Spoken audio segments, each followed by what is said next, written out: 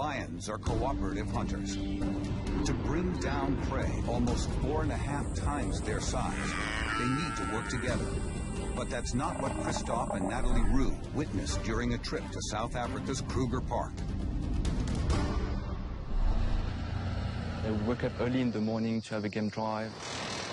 As I was driving, at the corner of my eyes, I've seen that thing jumping.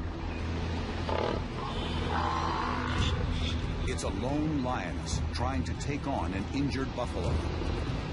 So we are very, very excited, almost panicking, looking around for the camera. The buffalo makes one final charge, but it's too weak, and the lioness moves in for the kill. She started then eating his hind leg, so he couldn't, walk any further. By wrestling a 680-kilogram buffalo, this lioness might have bitten off a little more than she can chew.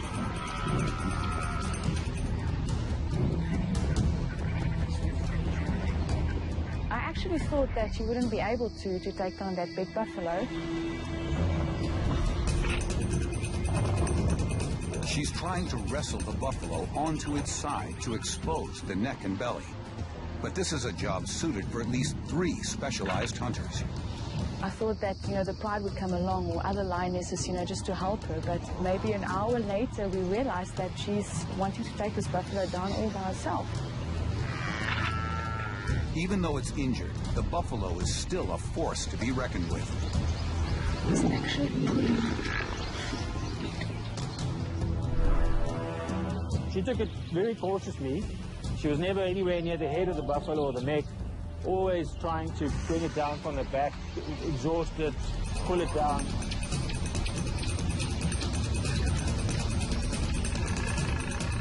The end is in sight. And then...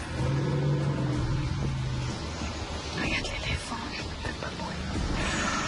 Ça y est, il en a marre. Elephants don't like lions much at all. They will take any opportunity to chase them off and disturb them if they can. Just for you.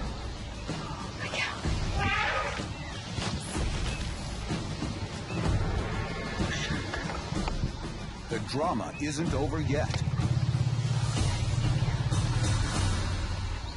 You would think that the elephant would just carry on walking.